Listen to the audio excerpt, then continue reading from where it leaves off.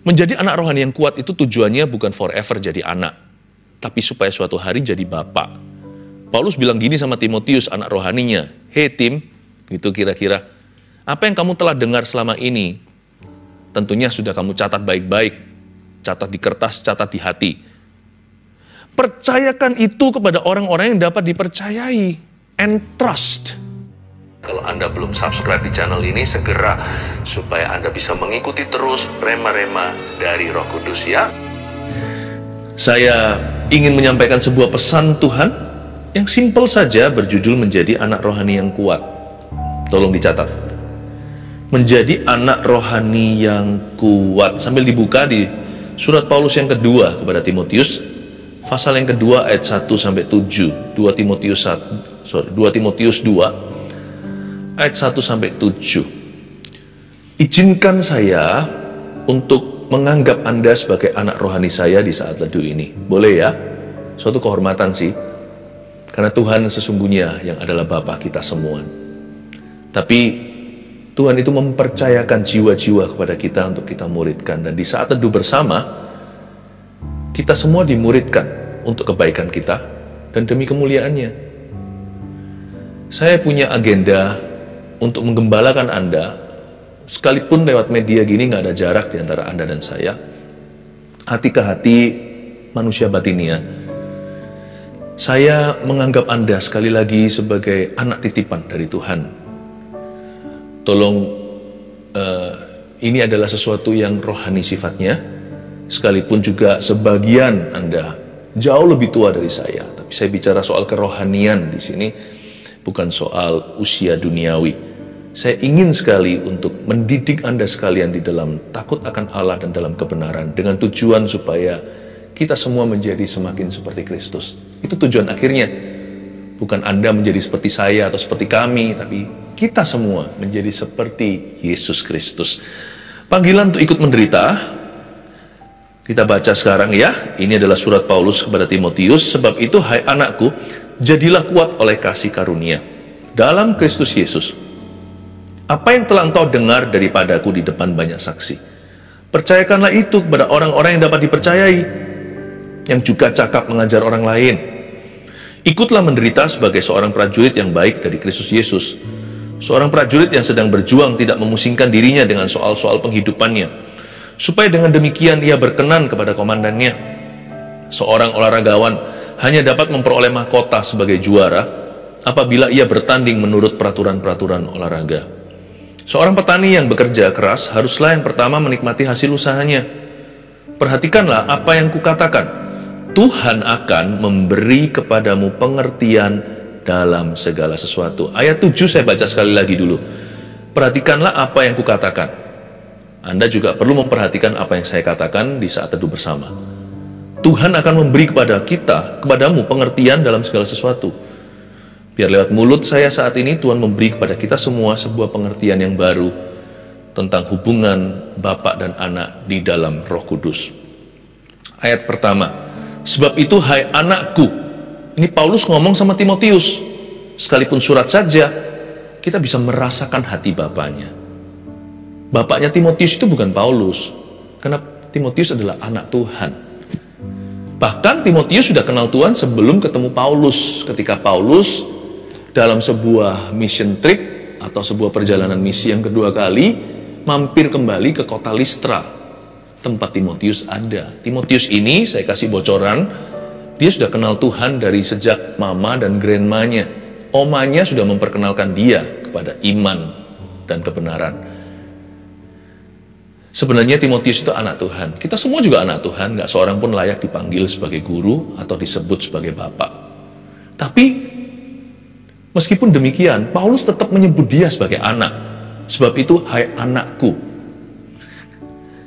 Karena sekalipun Timotius sudah jadi anak Tuhan, kita semua toh tahu kalau Timotius itu anak rohaninya Paulus. Nggak hanya di sini ya, di surat Timotius. Kalau Anda baca di Kisah Para Rasul dan di surat-surat Paulus yang lain, kerap kali Timotius disebut, "Inilah anakku yang sah. Terimalah dia, aku utus Timotius ke situ." Bahkan di surat ini juga nanti Paulus berkata, "Kamu cepat ke sini, tapi tunggu winter dulu. jangan di musim dingin. Lihat ya, begitu fatherly, sampai diperhatikan hal-hal yang sifatnya jasmani. Kamu berlayar di musim tertentu itu bahaya, tunggu aja nanti. Paulus itu tidak menikah, dan tentunya dia tidak punya keturunan. Tapi Paulus itu punya sifat kebapaan karena dia dekat sama Kristus. Saya menganggap semua ribuan bahkan nggak tahu berapa keluarga Saat Teduh dan Jemaat Gereja Mawar Sharon sebagai anak titipan bagi kami. Tugas kami semua nih adalah memimpin Anda dengan baik ke arah Tuhan, menuntun Anda ke Kristus, mengembalakan, memuridkan dengan satu agenda untuk bisa membawa setiap Anda pada pengenalan yang benar akan Tuhan. Menjadi anak rohani yang kuat. Itulah mandat yang kami terima. Menjadikan Anda putra-putri kerajaan sorga yang tahu panggilannya. Sebab itu, hai anakku, jadilah kuat, ayat 1, oleh kasih karunia. Nah, bagaimana caranya kita menjadi anak rohani yang kuat? Seperti Timotius, anak Tuhan ini. Dan juga anak rohani Paulus. Bagaimana bisa menjadi kuat? Paulus menulis resepnya. Jadilah kuat oleh, by this you shall be strong. Oleh kasih karunia. Coba dioperasi, kasih pisahkan dengan karunia, sekalipun itu satu kesatuan. Kita hanya kuat kalau kita yakin bahwa kita dikasih oleh Kristus. Orang yang ragu kalau dia dicintai Tuhan, orang itu biasanya akan cenderung jatuh ke dalam dosa. Lalu dia keliling sana sini, jajan, cari figur Bapak, nggak ketemu di mana-mana. Dia kira uang bisa memuaskan dia. Dia kira branded goods atau barang-barang yang mahal bisa mengangkat statusnya. Dia kira bahwa popularitas itu bisa mengisi kehampaan hatinya. Atau hal-hal lain yang dia coba sana sini untuk mengisi kekosongannya. Kita hanya bisa kuat kalau kita tahu bahwa kita dikasih oleh Tuhan. Makanya mengenal kasih Yesus itu nomor 1. Kita hanya jadilah kuat oleh kasih karunia. Di sini artinya orang yang merasa dikasih, dia tahu dia diterima. Dia percaya bahwa dia didukung oleh Tuhan dan dia nggak sendirian. Ini bicara soal penerimaan. Kasih itu bicara soal dukungan. Bahwa ada Allah yang mengerti kita, memahami. Jangan merasa sendirian. Sekali-kali kita bisa feel lonely, itu manusiawi. Feeling lonely tidak berarti that you are really alone. Anak-anak Tuhan tidak pernah lagi bisa sendirian. Sekalipun kalau Anda sendirian tidak bersama siapa-siapa, Yesus selalu beserta denganmu. Namanya saja Immanuel, Allah beserta.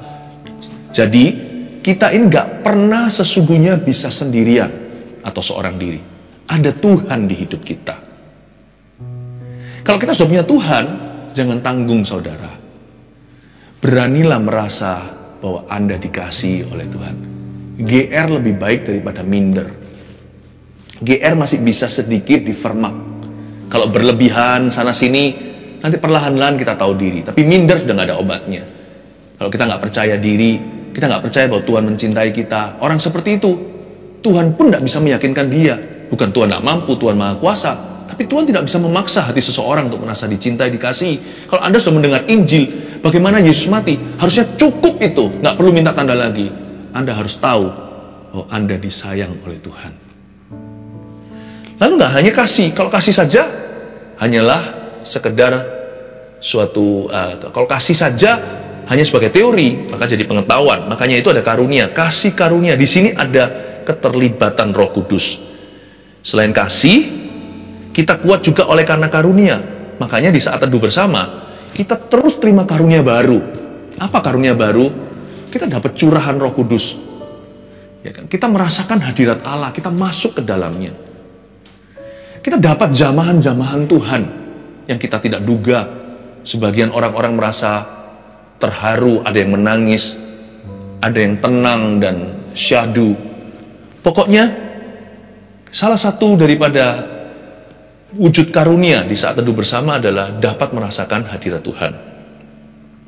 Juga Alkitab, firman Tuhan yang dikupas ini dalam bentuk sharing sederhana, renungan, itu karunia loh. Tahu nggak, andai kata mata rohani kita dibuka, selama firman ini dibagikan, itu seperti ada pedang-pedang bermata dua terbang dari sini ke ruang tamu Anda atau dimanapun Anda menyaksikan ini, ruang TV atau ruang kerja, atau di rumah sakit, di mobil dalam perjalanan. Tahukah 1 jam ini kaya sekali dengan karunia? Belum lagi hikmat marifat dari waktu ke waktu Tuhan memberi nubuat untuk mengingatkan kita. Sekalipun yang disebut hanya 1-2. Supaya kita mengerti bahwa Tuhan itu tahu di mana kita berada. Di dalam hidup ini loh pergumulan kita apa. Kalau disebut satu persatu, 10 jam juga nggak cukup waktunya. Tapi itu sendiri merupakan sebuah tanda dari Tuhan. Bahwa Allah kita peduli. Hai anakku, jadilah kuat oleh kasih karunia dalam Kristus Yesus. Ayat 2. Apa yang telah engkau dengar daripadaku di depan banyak saksi. Ini Paulus ngomong gini sama Timotius. Kamu kan sudah sering dengar firman yang kubagikan, sharing-sharingku, prinsip-prinsip dan nilai hidupku. Apa yang telah engkau dengar daripadaku di depan banyak saksi, percayakanlah itu kepada orang-orang yang dapat dipercayai, yang juga cakap mengajar orang lain. Menjadi anak rohani yang kuat itu tujuannya bukan forever jadi anak, tapi supaya suatu hari jadi bapak.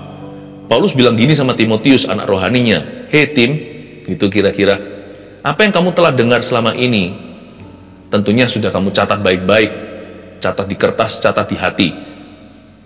Percayakan itu kepada orang-orang yang dapat dipercayai, and trust." Tujuan daripada pemuritan atau digembalakan yang sehat itu begini. Ujungnya haruslah orang-orang yang kita bimbing menjadi pengaruh di dunianya. Nggak boleh forever goalnya adalah menyusu. Sampai kapanpun kita butuh susu rohani sih. Kita nggak pernah wisuda jadi anak. Saya punya orang tua. Nggak bisa suatu hari saya berkata sama papa dan mama saya, "Cukup aku jadi anakmu." Nggak bisa begitu. Namanya hubungan adalah hubungan. Sampai kapanpun Timotius tetap adalah anak rohani Paulus. Sekalipun mereka semua sudah mati hari ini, sudah bersama dengan Allah Bapa di sorga. Ya, sekalipun pasti hubungan mereka tidak berubah, saling menghargai, saling menghormati, saling mengasihi. Nah, tujuan goalnya daripada dimuridkan atau dibapai itu agar supaya yang dibimbing itu jadi pengaruh. Jadi pengaruh itu seperti remote AC. Kita yang menentukan 16 derajat Celcius atau kedinginan kita buat 20. Tidak seperti tembak suhu tubuh. Tit di sini 36,5 atau aduh mulai demam 37,6. Penembak suhu tubuh itu tidak punya pendirian. Dia ikut suhu tubuh orang itu. Sedangkan remote AC kita itu punya pendirian. Ruangan disesuaikan dengan derajat di tangan. Demikian pula dengan Anda dan saya. Tujuan dari saat teduh ini, semua ini kan sia-sia percuma kalau kita menyusu belaka. Ujung dari ini, saya beritahu belak-belakan, saya punya agenda satu. Saya ingin Anda jadi pengaruh. Boleh kan? Saya tadi kan sudah permisi sebelumnya. Izinkan saya bicara seolah-olah nih, bukan sungguhan, Tuhanlah Bapak sungguhan. Seolah-olah saya Bapamu, Anda anak saya, tak peduli usia Anda. Saya ngomong sama Anda terus terang, "Nak, ini visi hidupmu.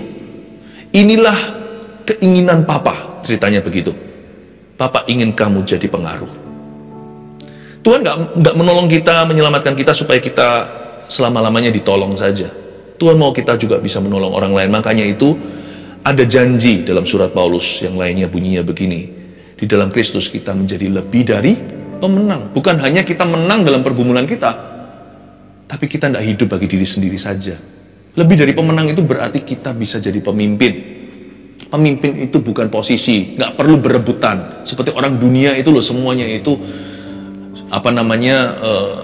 mereka punya kebanggaan. Mereka ingin itu karena keuntungan. Kalau kita anak-anak Tuhan itu, posisi itu melayani. Kita harus belajar melayani orang lain juga. Percayakan itu juga kepada orang-orang yang dapat dipercaya, yang juga cakap mengajar orang lain. Nah, kata Paulus pada Timotius, Papa ingin kamu jadi pengaruh, jadi pemimpin, jadi orang yang melayani sesamanya. Jadi teladan, jadi inspirasi bahkan. Haleluya. Katakan amin untuk dirimu. Ya. Ayat 3. Ikutlah menderita sebagai seorang prajurit yang baik dari Kristus Yesus. Paulus bilang gini sama anak rohaninya, yaitu Timotius. Nak, yang berani bayar harga di dalam hidup ini, bayar harga untuk sesuatu yang bagus, yang baik, yang harus, itu lumrah. Apalagi kalau bayar harga untuk kehendak Allah dalam kehidupanmu. Apalagi untuk tujuan yang mulia. Kamu bayar harga untuk menjadi prajurit Kristus. Sama dengan seorang prajurit, mereka bayar harga kan bukan percuma sia-sia. Mereka bayar harga untuk jadi tentara. Dan seorang prajurit itu milik negara. Mereka punya hak manusiawi mereka, namun hak pribadi mereka lepaskan. Mereka nggak bisa seenaknya, saya pikirkan dulu ya. Tapi apa kata komandan? Kalau mereka diutus ke medan perang, ya mereka harus mau. Kita nggak bisa jadi anak rohani yang kuat dan tidak bisa menjadi anak Tuhan yang sejati kalau kita tidak menangkap pewahyuan ini, yaitu ku telah mati dan tinggalkan cara hidupku yang lama. Semuanya sia-sia. Dan hidup yang kuhidupi sekarang ini bukannya aku lagi, tapi Yesus Kristus dalamku. Kuhidupi dalam iman di dalam Dia, yaitu anak Allah yang mengasihi aku. Mari kita telusuri ilustrasi nomor 1. Profesi pertama yang disebut oleh Paulus untuk mengajarkan bagaimana menjadi anak rohaninya yang kuat dan bagaimana bisa menjadi anak Tuhan yang sungguh-sungguh. Di ayat 4, seorang prajurit yang sedang berjuang tidak memusingkan dirinya dengan soal-soal penghidupannya, supaya dengan demikian ia berkenan kepada komandannya. Seperti yang saya sebut tadi, hidupnya udah milik negara. Tapi hatinya adalah untuk mencari perkenanan komandan. Seorang tentara suka bilang apa? Siap, siap dan, atau siap komandan. Dia patuh pada perintah. Karena itu kalau kita mau jadi anak rohani yang kuat dan anak Tuhan yang sungguh-sungguh, mari kita tangkap dengan segenap hati. Kita bukan hanya ditebus oleh darah yang mahal, sekarang kita harus mengerti kita ini milik siapa. Masing-masing kita adalah warga negara di mana Tuhan tempatkan di atas muka bumi. Tapi tahu nggak, kita punya satu status yang lebih tinggi. Kita semua adalah warga negara kerajaan sorga. Belajar untuk berani melepaskan hak-hak pribadimu kepada Tuhan, tanpa takut, tanpa khawatir, dan rasa curiga. Banyak orang itu takut untuk melepaskan haknya kepada Tuhan. Jangan-jangan nanti dia jadi pendeta. Nggak boleh GR. GR yang begini tidak dikenan. Orang-orang antri-antri, nginden-nginden pun nggak tentu Tuhan terima. Ingat nggak seorang yang gila, yang dilepaskan dari kuasa setan, si legion ada di dalamnya. Dia mohon-mohon sama Tuhan untuk sertai Yesus seperti rasul-rasul anak domba. Tapi Tuhan bilang, enggak, kamu pulang ke rumah. Jadi kesaksian di kampung halaman. Tuhan itu punya orang-orang tertentu yang Tuhan pilih secara khusus untuk jadi lewinya. Di dalam dunia itu banyak yang dipanggil, sedikit yang dipilih. Jadi jangan sampai kita merasa, kalau saya menyerahkan segala-galanya pada Tuhan, nanti saya jadi hamba Tuhan. Itu panggilan yang mulia, gak semua orang mendapatkan. Atau kalau saya mau serahkan segala sesuatu, jangan-jangan Tuhan minta semua kekayaan saya seperti orang kaya itu yang Tuhan bilang, jual semua hartamu, berikan pada orang miskin. Tunggu ya, jangan besar-besarkan sebuah cerita, sedangkan itu hanya satu cerita di antara ribuan atau ratusan di dalam Alkitab kita. Kali itu memang ada maksud Tuhan yang khusus bagi orang muda yang kaya raya. Bukan berarti untuk Anda. Pelajaran berharga dari cerita tersebut adalah jangan sampai kita memberhalakan harta duniawi. Tapi bukan berarti diterapkan mentah-mentah. Sedangkan Tuhan tidak menerapkan yang sama. Tidak suruh yang begitu sama Yusuf dari Arimatea. Atau Lydia di Kisah Para Rasul. Yang menjadi seorang donatur utama gereja Filipi, menjadi bendahara kerajaan sorga. Tuhan itu nggak memberikan tuntutan yang sama kepada setiap orang. Sama seperti sidik jari kita itu beda-beda seorang pribadi dengan yang lainnya. Coba tangkap prinsip daripada cerita. Bukan sekali lagi kita salah paham dengan maksud Allah. Saya nggak mau berikan segala sesuatu. Takutnya kasih melenyapkan segala ketakutan. Tapi kita nggak bisa jadi anak rohani. Dan yang kuatkan kita nggak bisa menjadi anak Tuhan yang sungguh-sungguh kecuali kita menerima ini sebagai wahyu. Aku adalah prajurit Kristus. Berarti mulai sekarang Doa kita hanya satu, menyenangkanmu, senangkanmu, hanya itu kerinduanku. Seperti lagu yang kita nyanyikan biasanya, to be pleasing you. Seperti tentara yang mencari perkenanan komandannya, kita mencari hatinya. Kita bisa berdoa, Tuhan, bukan kehendakku yang jadi, tetapi kehendakmu, seperti doa Yesus di Getsemani. Sebelum kita mencapai titik itu, tidak bisa dikatakan tentang kita bahwa kita pengikut Yesus yang sungguhan. Kita paling hanya simpatisan. Untuk jadi murid Tuhan, it cost us everything. Kita harus menyerahkan segala-galanya. Nggak bisa berkata, area ini sorry ya, you are not welcome here. Bagian lain silakan Tuhan Yesus campur tangan, tapi bagian ini Tuhan tidak bisa berbuat sesuatu atasnya. Ini milikku. Nggak bisa begitu. Barang siapa mau mengikut aku, dia harus menyangkal diri, memikul salib setiap hari dan mengikut aku. Itu maksudnya menjadi seorang prajurit rohani. Lalu selain itu ayat 5, seorang olahragawan hanya dapat memperoleh mahkota sebagai juara apabila ia bertanding menurut peraturan-peraturan olahraga. Menjadi anak rohani yang kuat, baik menjadi anak rohani Paulus dan terutama menjadi anak Tuhan, dibutuhkan sifat olahragawan. Sifat olahragawan itu seperti apa sih? Seorang olahragawan atau atlet di ayat 5 dikatakan begini, dia itu mengejar mahkota, seperti piala atau medal yang mereka bisa peroleh, menang turnamen yang paling bergengsi seperti olimpiade. Mereka latihan setengah mati hanya untuk jadi juara di sana. Bahkan sebagian cukup happy untuk dapat medali perunggu, nggak usah emas, bahkan perak. Mereka pokoknya mau berhasil pada waktu pertandingan. Seorang olahragawan itu konsentrasinya sangat-sangat tinggi. Dia kejar trofi. Dan trofi piala kita bukanlah pujian manusia yang sia-sia. Gol kita tertinggi, mahkota kita itu bukan di bumi, tapi mahkota kebenaran dan mahkota kemuliaan di sorga. Hiduplah demikian rupa.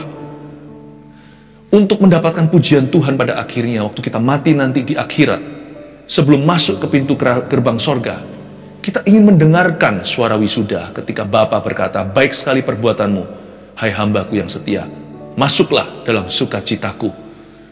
Good job my servant, atau well done.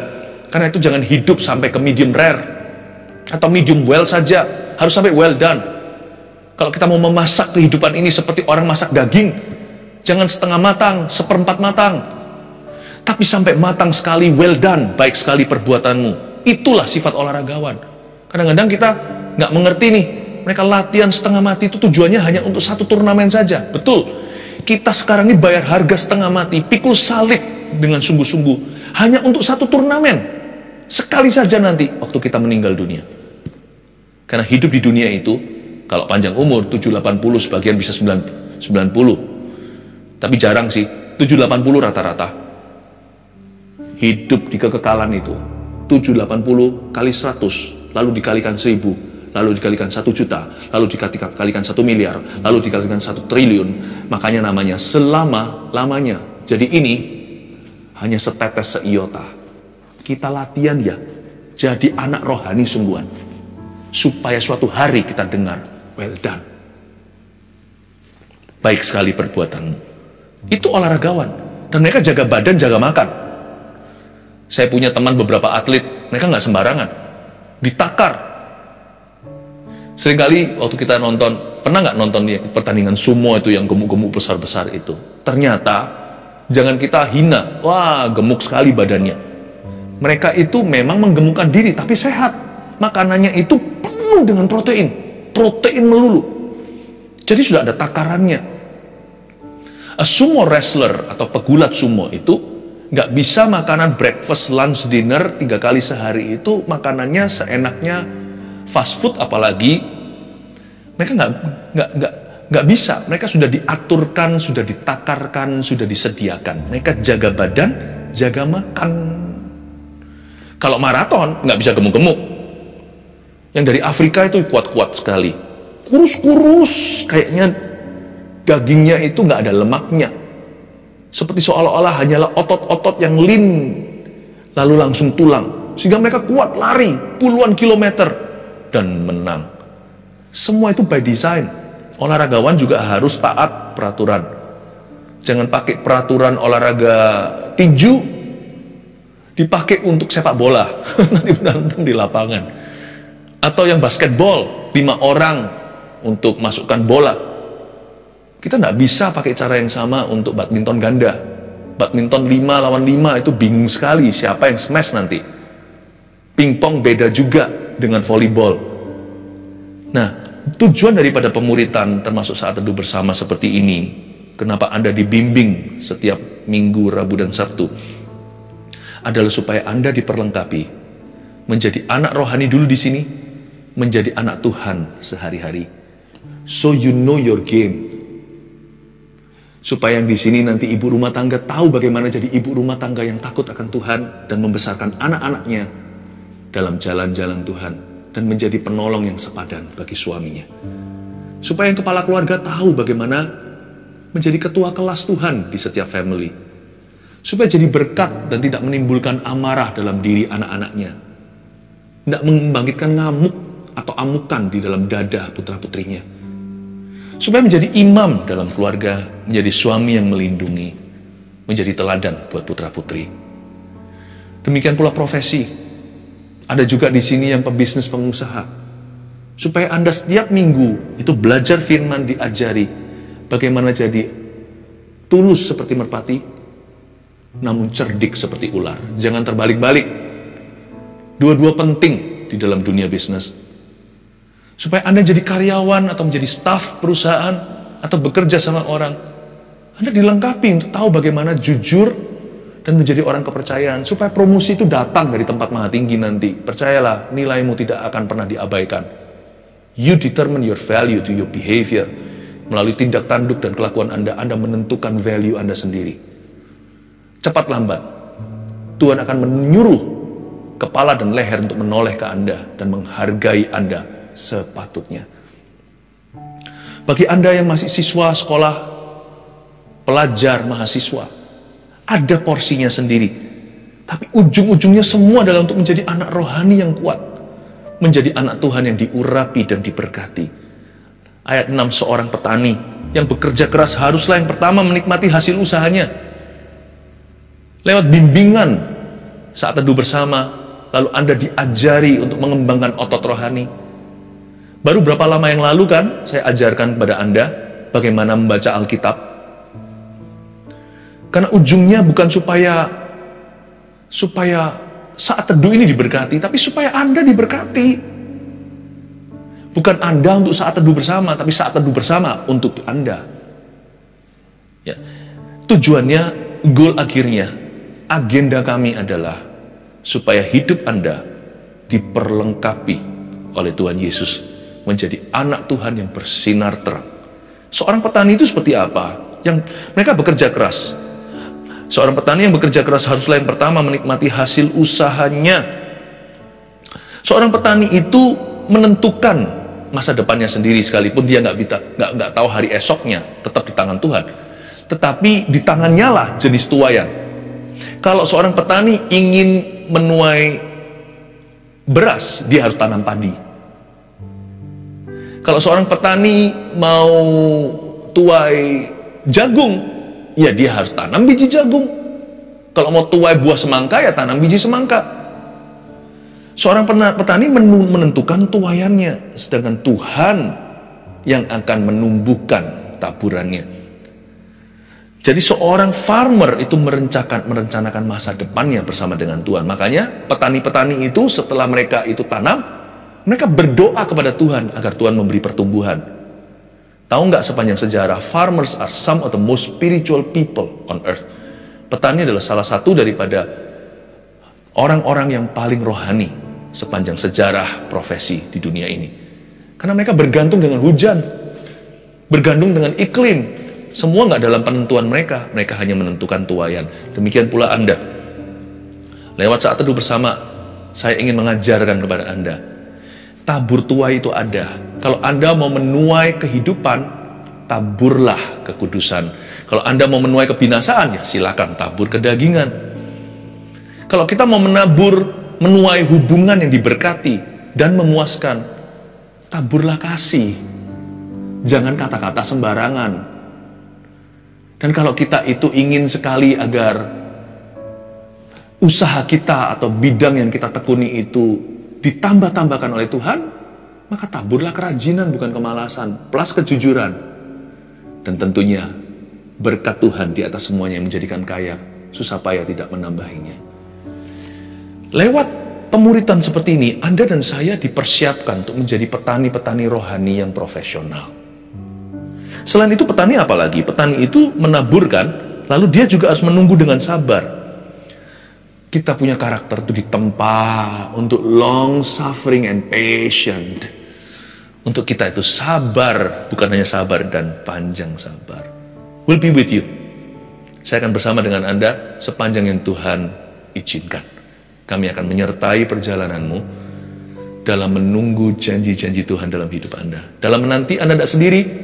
Kita akan berjalan bersama ya. Tongkat dan gada penggembalaan itu ada. Hai anak-anak rohani yang saya kasihi. Majulah di dalam panggilan Tuhan atas hidupmu sesuai profesi yang Tuhan percayakan. Anda tidak pernah sendirian dalam menantikan di dalam segala pergumulan Anda masuk ke tanah perjanjian. Jesus is with you. Yesus bersama denganmu. And will be with you too. Dan kami juga akan bersama dengan Anda. Menjadi anak rohani yang kuat. Menjadi anak rohani Paulus. Dan anak Tuhan Yesus Kristus. Nomor 1 itu berarti menjadi prajurit rohani. Catat sendiri rema-remanya. Poin-poinnya. Diingat-ingat ya. Nanti dalam perjalanan hidupmu itu pasti akan sangat berguna. 2, menjadi olahragawan rohani. Yang ketiga, menjadi petani rohani. May your life increase. Biarkan hidupmu bertambah-tambah di dalam Kristus. Haleluya. 1 Petrus 4 ayat 7. Kesudahan segala sesuatu sudah dekat. Karena itu, kuasailah dirimu dan jadilah tenang, supaya kamu dapat berdoa. Saudara yang terkasih, terima kasih telah mendengarkan firman Tuhan hari ini. Jangan lupa untuk dukung terus channel ini dengan cara subscribe, like, share, dan juga komen. Agar saudara kita yang lain juga boleh terberkati. Tuhan Yesus memberkati kita.